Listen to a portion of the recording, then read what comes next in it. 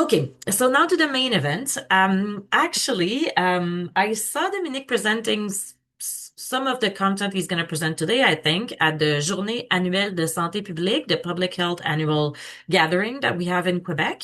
Sorry, it's really sunny here in Montreal today.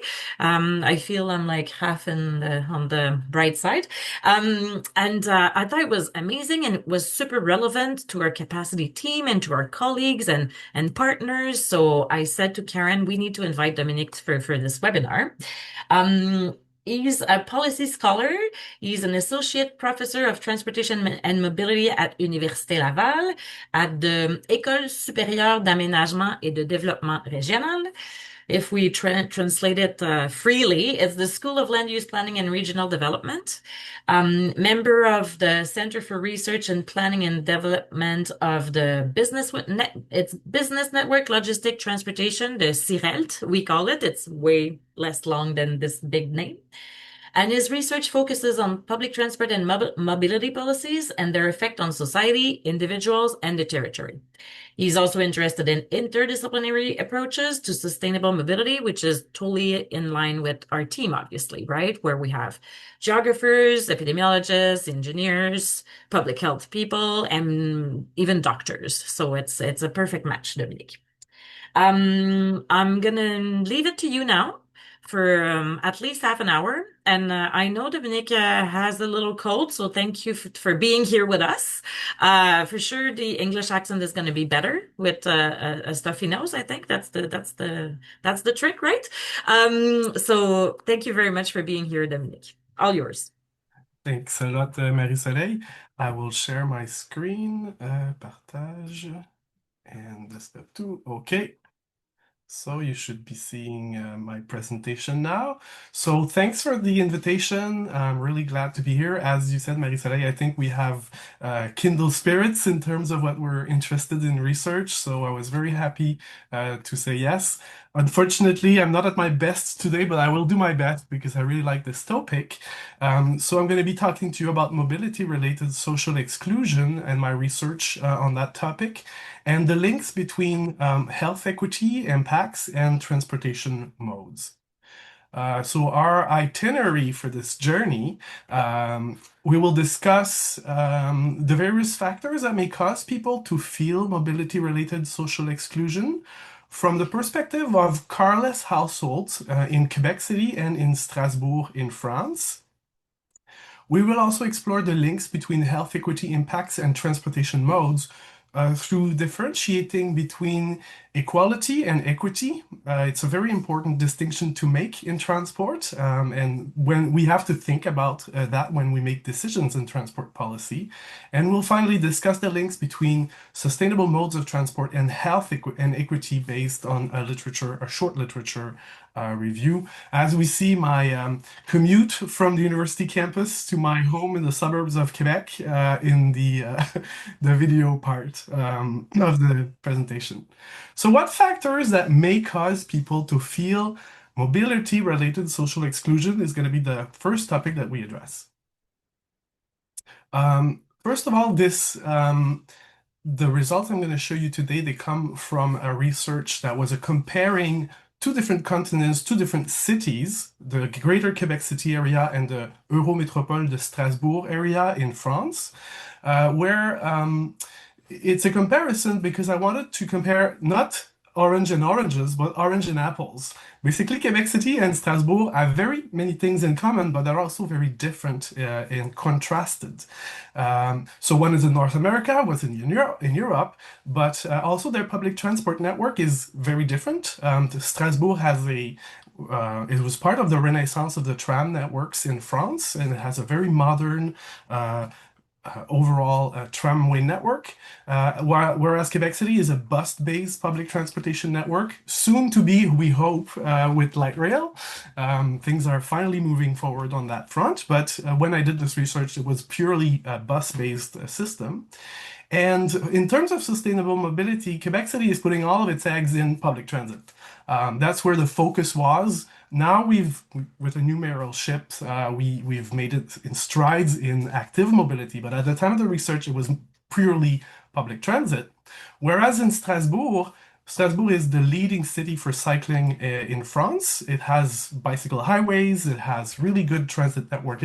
Think of the Montreal example, but in France. Um, so I wanted to compare and see if these different amenities had an impact on the social exclusion related to mobility. It was an inductive research into the topic of social exclusion. I didn't have a hypothesis I wanted to test. I really wanted to understand how people feel this, what may be related to the causes of this and do basically compare two different ideal types of cities that have a similar, they're both regional capitals, they're both crossed by a river, a fleuve, not just a small river, but one that goes to the sea. So they both have mountain ranges nearby where you can ski, but at the same time, very different setting. So the methodology that we used was basically a mixed method approach where we compared both cities and we did semi-directed interviews with 57 non-motorized households, so households who do not own a car, both in Quebec and in Strasbourg. It was a mixed approach. We used the origin destination survey. We used these interviews.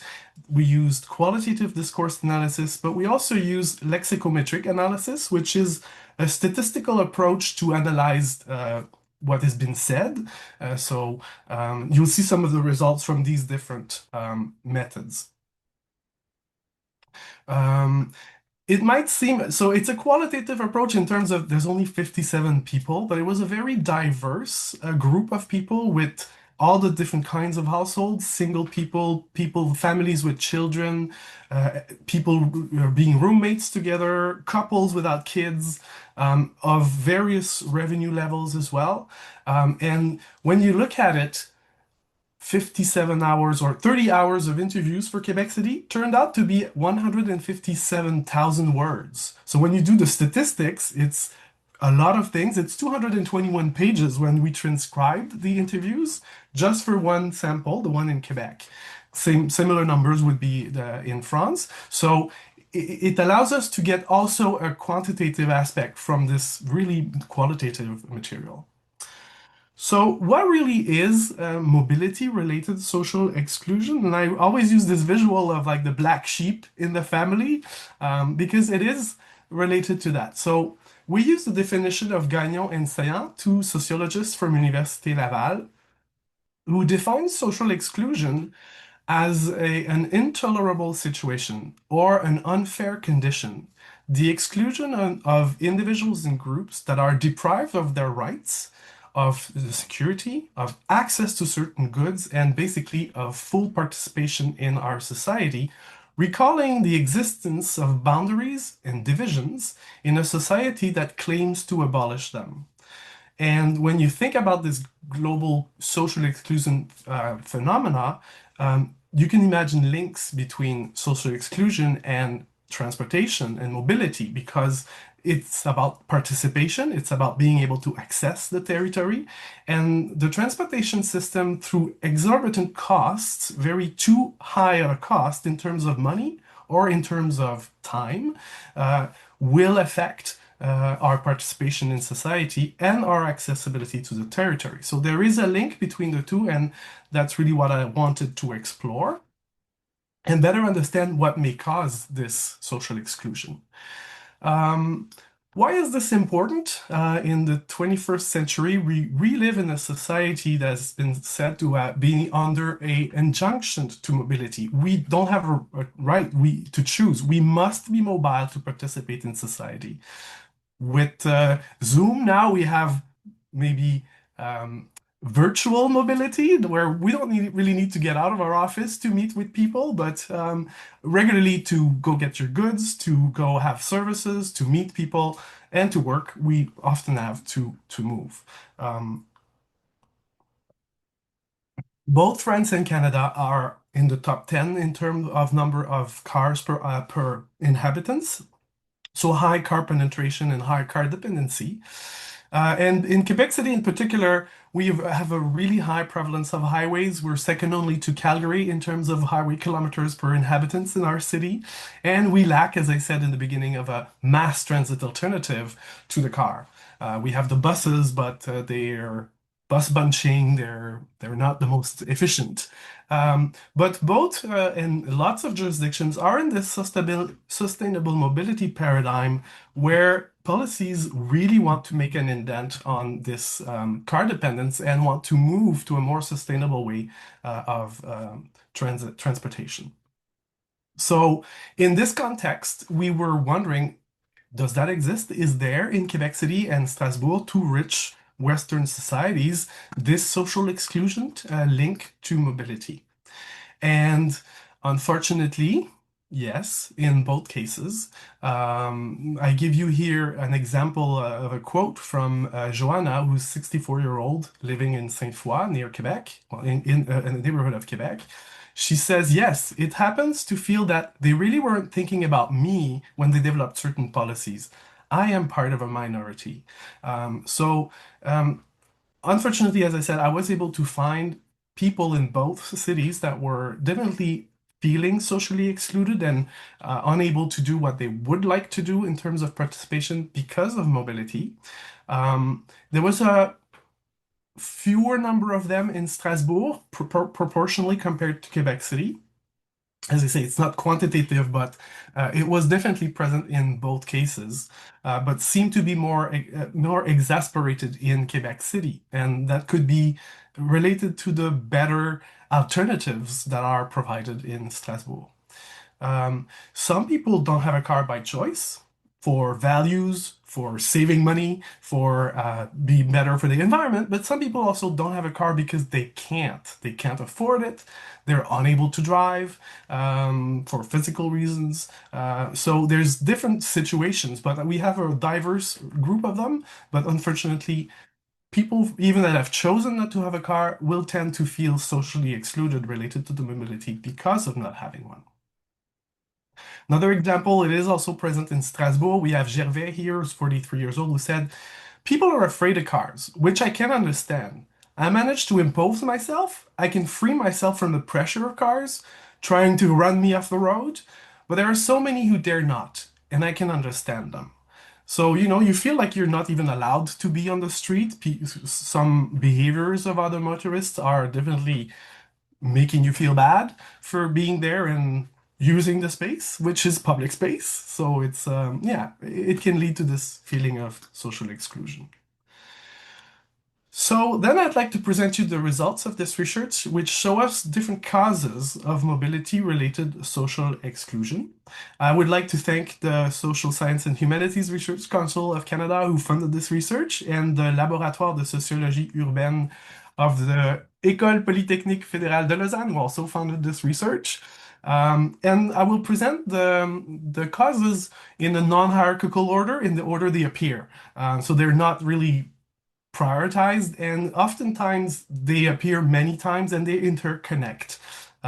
So the order here is not important, but they all together can lead to this social exclusion related to mobility and make them objectives that policy could look to improve in order to make mobility more inclusive. So the first one would be the lack of inclusion at the political level. When we think about the example of Joanna, was saying, in her testimony that she thinks policies are made not for her, and she was ignored. This came up often when I was talking about people what may be causing this feeling.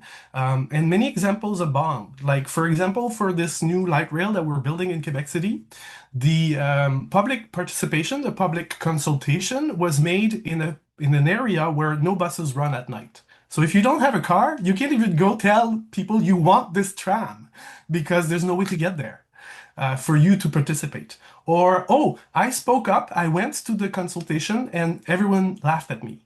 And oh, I spoke up and then it seems like my point of view was not heard. When I look at the consultation report, it's like I never addressed them. So people have this feeling of I was not listened to, I was not the target of public policy, and I was ignored, and it caused them this feeling of social exclusion related to their mobility. So one factor. Another one is oftentimes it seems there's a feeling that motorists get preferred treatment. Okay, I was able to say my opinion, but I don't understand why they, for example, in my neighborhood, make a big 400-meter detour of the cycling lane because they had to remove 12 parking spots. In order to save 12 parking spots, instead of having a 30-meter bike lane, I have a 400-meter bike lane. Um, Making me make such a stupid detour. Like, why is motorist always favored by our policy? Um, so there's lots of testimonials of this feeling, and they're all related, as I say. Um, I have an example here. We have Nadzin who said people who choose not to have a car are excluded and penalized because we prioritize the needs of motorists. Because Quebec City is like an economic hub. So people who decide to live downtown, it affects their air quality of life because of all the people from the suburbs for leisure, for entertainment for work, they arrive with their cars in our city and they take away our green spaces. They use huge parking spaces for downtown residents, and that could be used for better things. It doesn't belong to them. So there's also this feeling that motorists take up your space if you live in a space and all the space is dedicated to cars and you don't use them. There's also judgment from others and isolation that came up quite often. For example, colleagues saying, "Hey, we make the same money. Why can't you afford a car? Like, you're not good with money? You can't run your budget properly? What's wrong with you?" Or what? You can't drive because you drove under the influence and now you have to take the bus. So there's this level of being made fun and target of criticism for not having a car or deciding to use alternatives. Um, so here, Emily in Strasbourg, she said, there are always people who laugh at us for not having a car. They ask if we drank too much or lost our license because of it. Oh, you don't earn enough. Things like that. They don't understand that it really is a choice. It's the person who's narrow-minded. I'm going to buy a car. I'm not going to buy a car because of that, but it's not uncommon for that to happen. Finally, I'm going to get a car because I'm tired of all this pressure from relatives, from peers, from coworkers, being judged for not being car dependent like everyone else. So that's one of the factors that came up in those interviews. We also have the one of mobility, the one of time constraints. So as I said, sometimes it costs too much in terms of money to be able to afford to move differently than the car. But the public transit and active cycling also have limited because they're not as fast usually as the car. In good systems, the public transit is as efficient or better, if more efficient than the car. But in Quebec City, the buses are stuck in traffic and they're not faster than the car. Definitely not. They can be a lot slower than the car. And the schedule. The schedule means sometimes you won't be able to go somewhere at night or during the weekend because, well, buses are geared towards helping people get to work.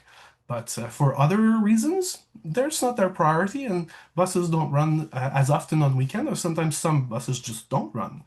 So you might not be able to participate at things that happen at night. Or I give you an example. There was this family in Beauport near Quebec that they love playing board games. And it was the board game festivals at CapaCITY in downtown Quebec. But there's no bus that goes there in the weekend.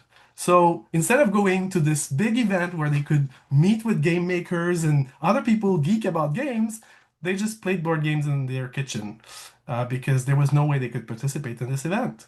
So that leads to this feeling of I can't participate, I can't be like everyone else just because I don't have a car or I can't drive. But there's many, many different scenarios that the time constraints are a problem.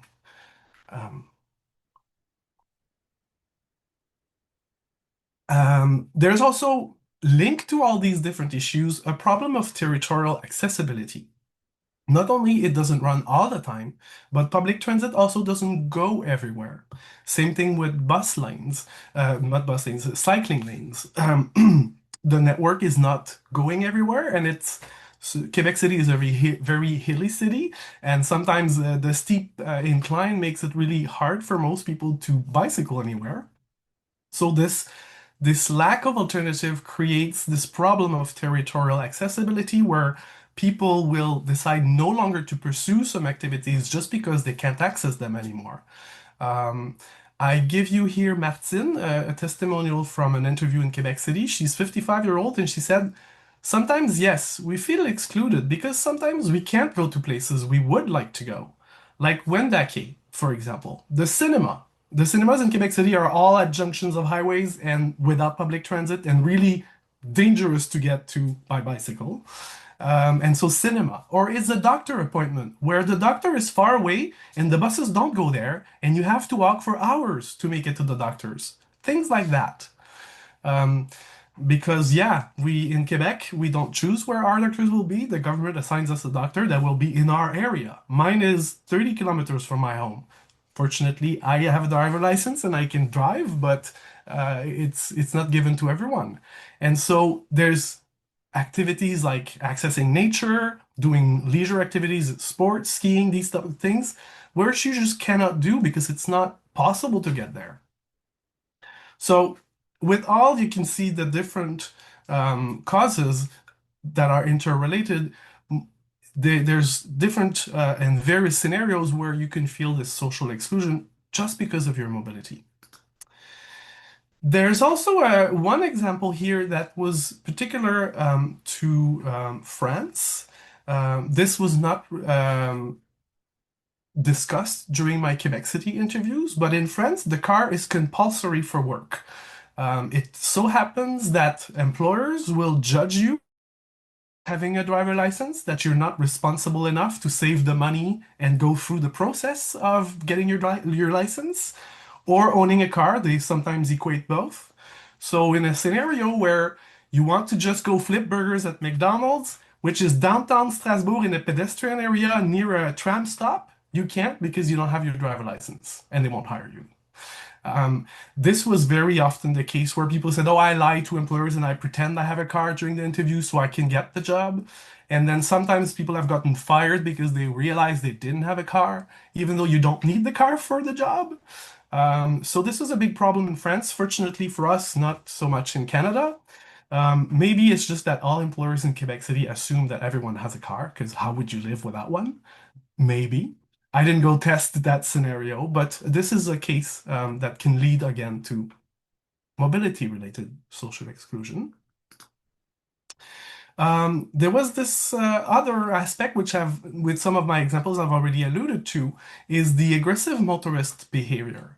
And this was a very interesting finding related to our methodology because this was not in the literature. There's nothing in the literature that made the connection with both. But because I was using statistics based on the discourse, I was able to do the specificity analysis and look at, is there a group of people who said something that nobody else said? And what was the variable that was different between the two? And one of the big surprises was that only people who felt related, socially excluded because of their mobility talk to me about aggressive motorist behaviors.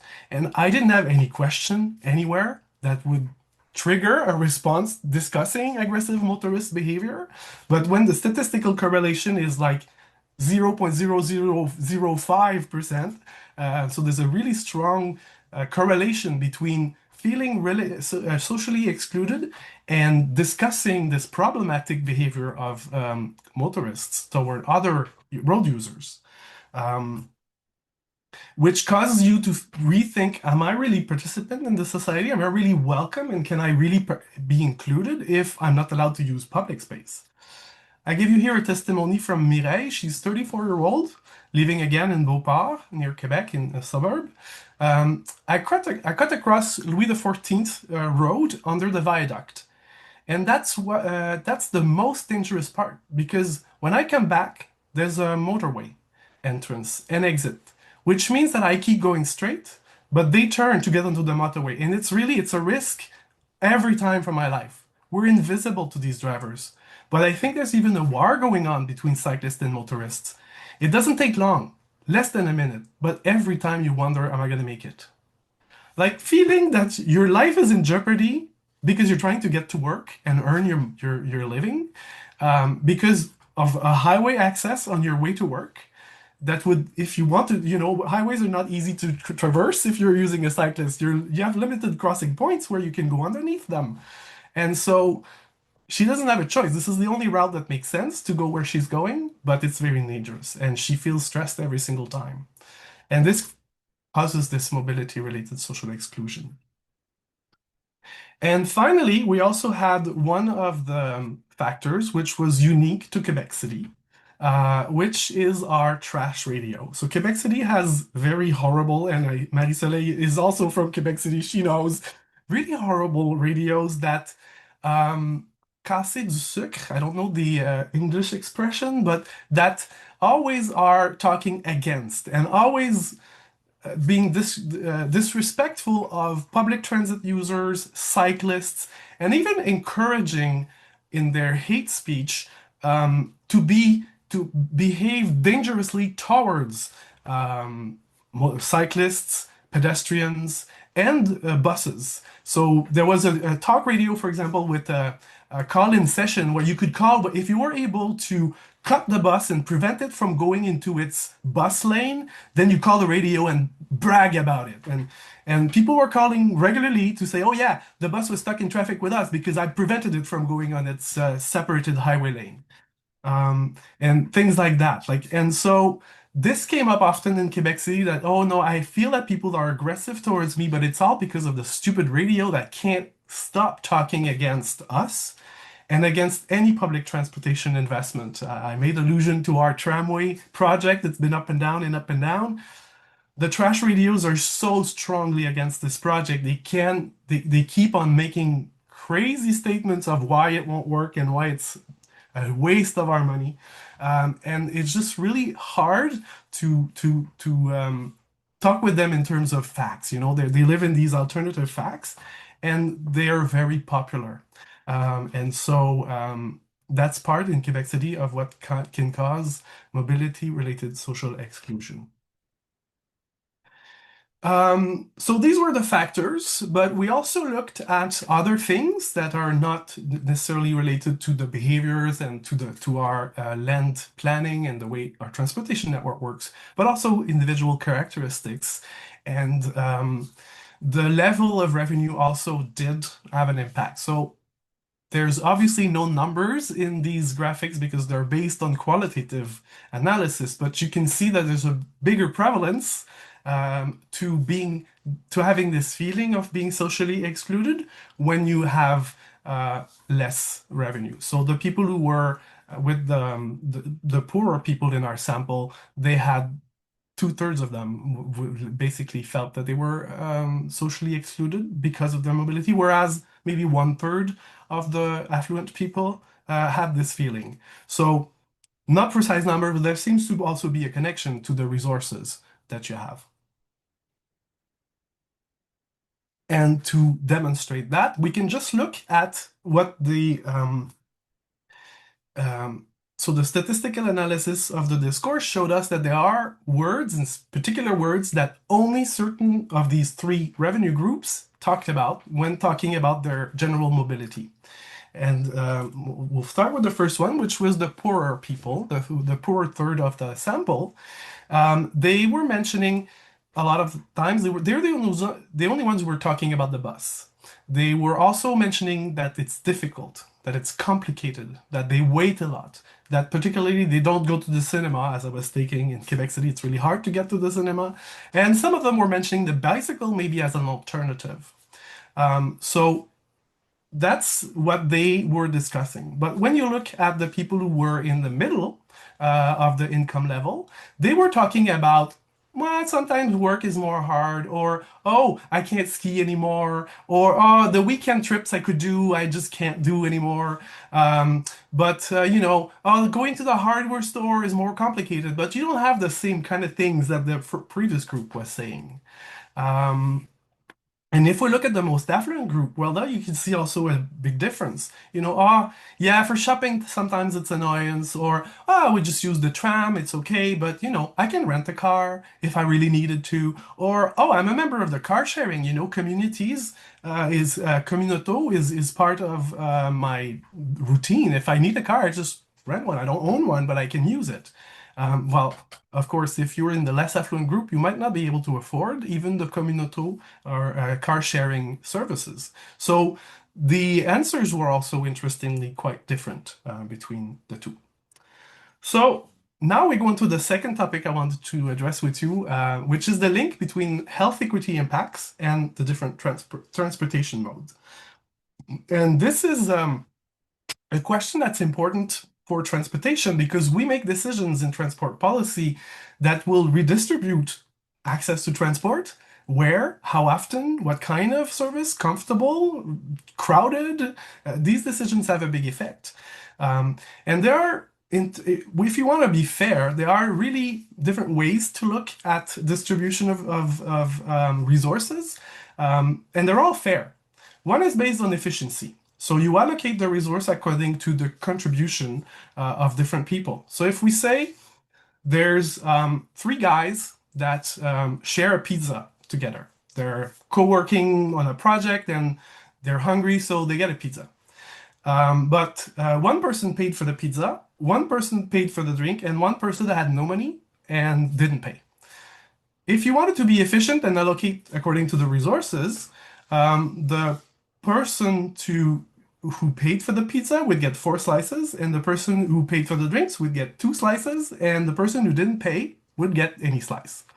That would be fair. It would be efficient, allocating based on what they pay. But there's also it's very unequal. So if we could use the principle of equality, let's allocate resources equally amongst all. So in this case, we give 2 slices to the guy who paid for the drinks, 2 slices for the guy who paid for the drinks, and 2 slices to the guy who didn't pay because he didn't have any money. And that would be equal, and that would be also fair.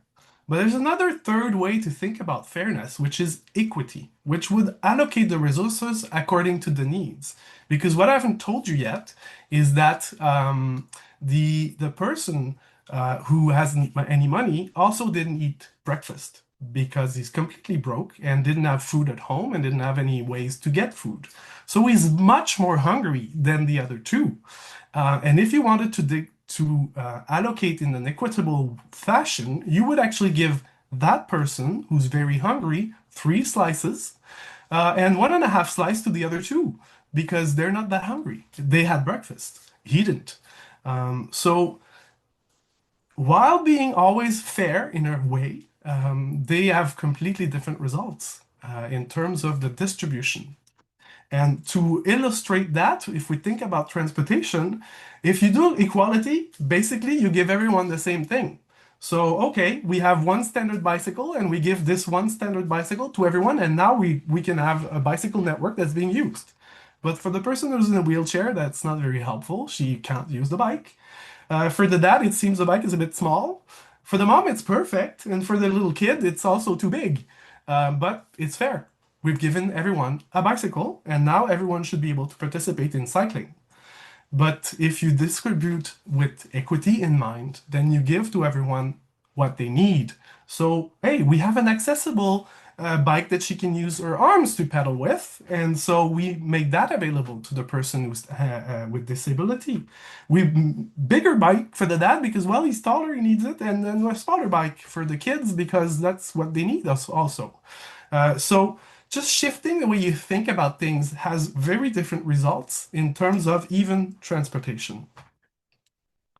But they also have different implications for the actual health related to equity. And so this is the last topic I want to address with you today. Um, so there are links between sustainable mobility and transportation modes. So we have the active transport, which is, cycling, but walking, using just kick scooters, things like that. Maybe even cross-country skiing sometimes can be part, or skating on the Ottawa Rideau Canal. I used to skate to go to university sometimes. Um, it's part of the active mobility. So that's one kind of mobility. And well, if you're being active, of course, that could have also health benefits. And the other form of transport that's also important is the public transport, the collective forms of transportation, because usually, well, they're not back in your back way. They're not right at your home. So you have to walk to them or cycle to them to take them. And they don't give you exactly where you want to go. So you also have to walk to get to your final destination. So sustainable, well, I did a quick literature review for finding results that would link the two. And the conclusion of this synthesis of the knowledge is that there are links and there are measurable health benefits to using sustainable transportation versus non-sustainable modes, which is, you know, the sedentary mode where you just take your car to go everywhere and you're not active at all while being there. And you hate everyone else on the street for being there because there's traffic and blah, blah, blah, all that goes along. Um, but also, these sustainable modes, they can reduce social inequalities. If they're planned with explicit equity objectives, there are longitudinal studies that show that they have actually reduced differences and have increased the equitability and decreased social inequalities. But when they're without an equity-focused design, so if you put these new bike lanes but didn't think about the equity implication of them, they will tend to to have more benefits for advantage population. So those who already are advantage will have a bigger advantage if you didn't think of the equity when you designed your public transport, sustainable transport alternative policies. That's what the literature tells us. Um, and if you look at the effects just of active modes on your mobility and your health, obviously they increase physical activity. There's a slight reduction in body mass index when we compare populations of those who are active by transportation and those who are not. But there's definitely better chances of having a positive perception of their own health if they are using active mobility. Um, there's also, if you look at the public transport, it also has positive effect on your health because it increases your walking time, as I was alluding to. It also decreases mortality. It's a safer alternative to the car. It reduces physical accidents, and there's also a slight reduction in body mass index for the users of public transportation. Even though it's not active, it has benefits as well. And you can think of benefits that are not just physical. There's also social benefits. There's social connections you can form, right? You can bicycle across your friends, across your neighbors, and recognize them. You're in the same shared space with them. You can just stop for a little chat as you cross the street and meet a friend. You can't do that with your car. Like you sometimes don't even know that you've just drove across someone you knew because, well, you're focused on so many other things when you're driving. There's less social connection that can happen randomly through our mobility, which can be the case when you are using active or public transport. There's also this activity of going by active transport or public transport will create a buffer between different spaces that you don't have because there's not the same stress level usually that's associated with driving. So you get at home after work in a better mental state because you were not driving to get back home. So there's different kinds of measured benefits in the literature between using sustainable mobility and our health, basically the health results. I have some references if you want to go a bit further, and that's the end of what I had planned to discuss. So thanks for listening, and now we can have a discussion. Should I stop the sharing of my screen? Yeah, yeah, please, Dominic, so we can, All right. if some of you wants to open your camera, you can do that probably. Thank you, Dominic. It's as usual really interesting. I found funny this radio trash radio point Yeah. because I just wrote the that question just before you actually said the point. So Okay. unfortunately, it seems that it's still relevant. Yeah. And we have Sarah Kirk who's saying it's also in Nova Scotia somewhere, and saying Yeah. that the people who tend to hear them are those that spend their time driving and Yeah. listen while they do. So Hmm. yeah, it makes it hard to counter the narrative, definitely, and that's what happens in Quebec City. As Dominic was saying, that's where I'm from. And just an anecdote that one of my uncle is a bus driver, so he Okay. was listening to that kind of radio the whole day. And then I think at some point with his children also getting adults, and people were like, "You're so aggressive, Dad. Like, what's going on?" And he was like, "I think I need to stop listening to that radio. I think it really gets on my nerves." So we can maybe save some of those people that Just listen turn to it it. off. But yeah, it's quite something in Quebec City. I thought they weren't less popular though, hopefully, but It's not the most popular, but as you say, lots of drivers just listen to that. yeah. So yeah, and bus transit operators are listening to it, Yeah, which is yeah, exactly. surprising. Like this is the thing that says we should get rid of that. We should never invest. It doesn't matter. It's a waste of money. And then this is your job, but you listen to that during That's your quite work. interesting, huh? Yeah, And so social phenomena. Casser du Sucre is like bad mouthing people, but the Okay. shock jocks are the people talking to those radios. So I learned something today. Mm. Okay, so Felicity is saying that when you were talking about the fact that like you have to have a driver's license or a car, even if you don't need it for a job, Yeah, she said that probably well, from what I understand, like it's so obvious that actually when you don't need that, like people don't actually highlight it in their CV either. So yeah, it's kind of the opposite of what you were saying, but saying the same thing probably, right? yeah. All right. So what Gerlin Tellis is saying that in Quebec City, beside hills, there's also some other urban and natural events, such as rivers, highways, Mhm, that make it impossible or difficult to build more bike lanes or to connect some regions in the city. mhm.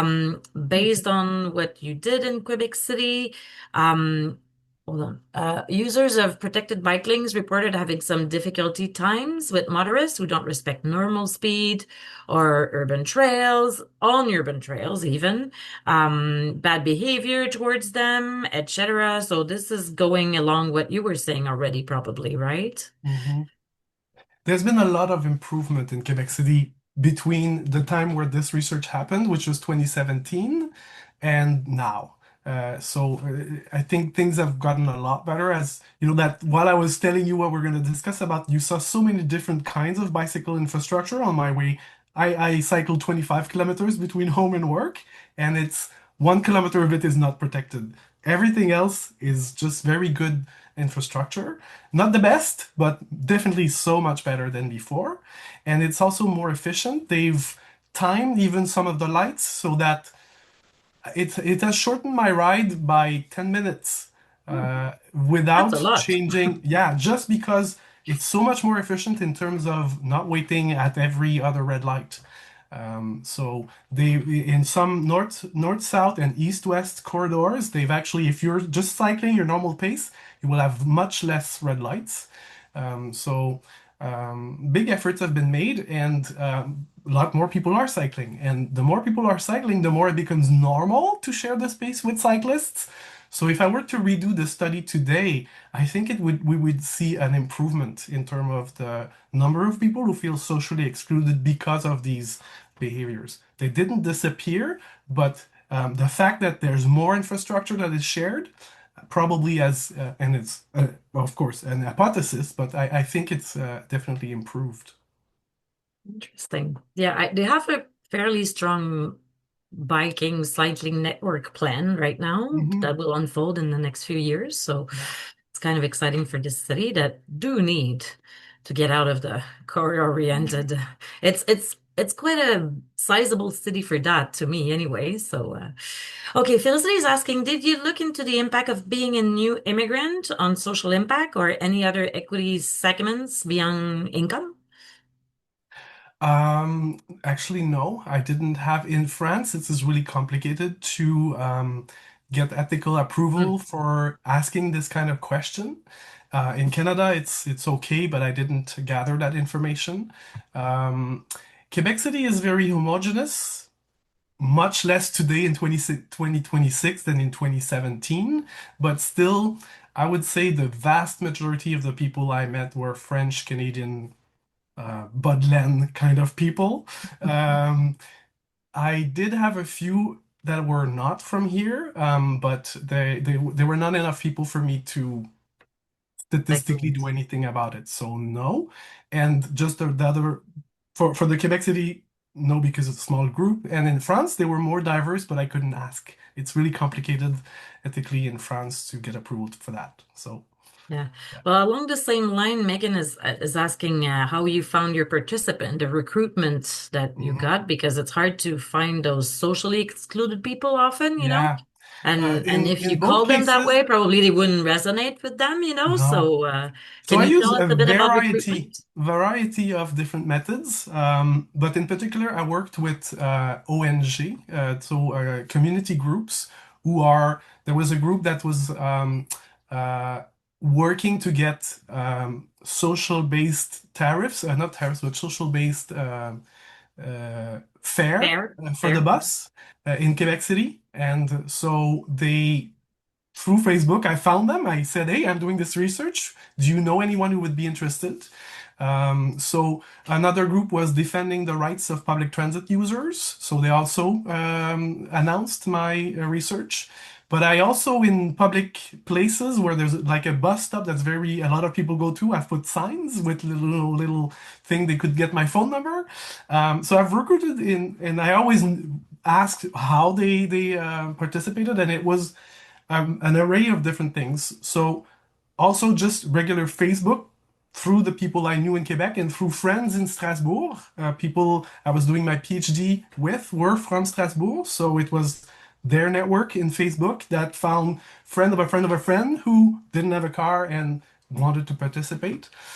Because Um, that was your main entry. Like, you don't have a car, come to my research, yeah, more than like, so are you socially excluded, I guess, right? Yeah, oh yeah, totally. It was just I want people who live in this city without a car. I want to understand how that is. And behind it, I had the question for social exclusion, but the people who were recruited, that was not the topic. The topic was car dependence and how is it to live without a car in a car dependent place. Um, Yeah. yeah. Okay. Thank you for that. So what Yerlin is telling us that only 4% of people who responded to their survey were immigrants or arrived in Canada from the last 5 years, which is yeah, well, it's less white than when I was a teenager, but it's still Oh, fairly and it's really homogeneous, as you were changed saying. since COVID. Yeah, Big also. change. Right.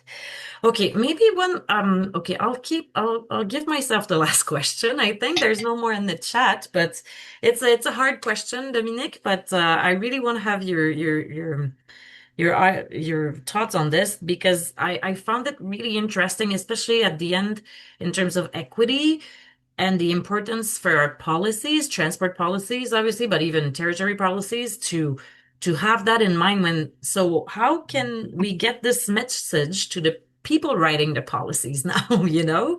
Even Yeah. like the results you got, but obviously this kind of webinar is part of this, you know, get the knowledge out there, but would you, I said it's a hard question, so I don't even myself have the answer to that, but like how to get this message, this important message of Yeah. equity in transportation planning to people who are actually writing the policies, which are not always elected people either, you know? No, So I so wanted your thoughts thanks on for that. the question. I have a few answers, and it's a very broad question, Yeah, so I I don't think I know. can do justice to it. Well, so another aspect of the research I didn't mention is I also went to meet with policymakers and Okay. public administration. So the people who are planning the transit, who are so the transit authority, the department at the city that does urbanism, the department of the city that does the transportation system. I've met people in all these different departments in both cities to discuss about these issues as well, and they've invited me to present the results. So I've done the effort to present these results to local officials in both areas. Um, and as a professor of regional planning and transportation and mobility, I make sure that I teach the next generation of urbanists about to think about these equity issues. So that's my mission as a professor to train our students at Université Laval to have these thinking in mind and hopefully not make the same mistakes as before. Um, I've also made efforts to share results with the administration and with this current mayor who's in this on his second term since November. We have a really good relationship. So I've been invited to participate in committees by the metropolitan area of Quebec that wants to make an action plan for sustainable mobility. So they've invited me to participate, and I made myself available to them. I've also presented lots of other research I've done since joining Université Laval to the local administration. So the Department of Transport or the Department of Urbanism at Quebec City itself. Um, and happy to participate at webinars and things like that. But yeah, also the AQTR, Association Québécoise du Transport et des Routes, they have a magazines. We've published some of these results in these magazines that are read by policy makers. Yeah, But so yeah, that's great because it's really part of our team to not stay within university professors and researchers, mhm, but get the message yeah, out there to people actually doing the work we can evaluate, definitely. And I sure. and I do appreciate that the future generation of planners are getting your courses and and we'll make it there, right? Hopefully. That's It's what I say to my actually, kids anyway. yeah. They'll have to change the thing, right? Yeah, and it's All funny right. because I now meet them, some of my previous students who are now working in the public administration, and it's really comforting. They do bear that message, and they are the representative of equity in transport in the local Great. administration, in the Transportation Authority, at Transport Canada. I have previous students, so yeah, it's interesting, but Awesome. hopefully it works. Yeah. Well, thank you so much, Dominic. Thanks Thank for you to inviting me. everyone who attended. I know somebody was asking for the references. I think we're going to share the recording, so you'll Okay. see them just in the next couple of days, so you'll be able to retrieve them there. Thank you for, did I say anything? Future events, if you haven't been around, it's info capacity dash capacité.ca if you want to reach us. Karen is really usually quick at responding, and I hope we can talk to you again, Dominic, and you can come and attend when we'll have results on this, so you can see that the rest of Canada, how different it is in the rest of Canada also. So thank you very much, everyone, and have a good afternoon. Thank you. Bye bye. Bye bye.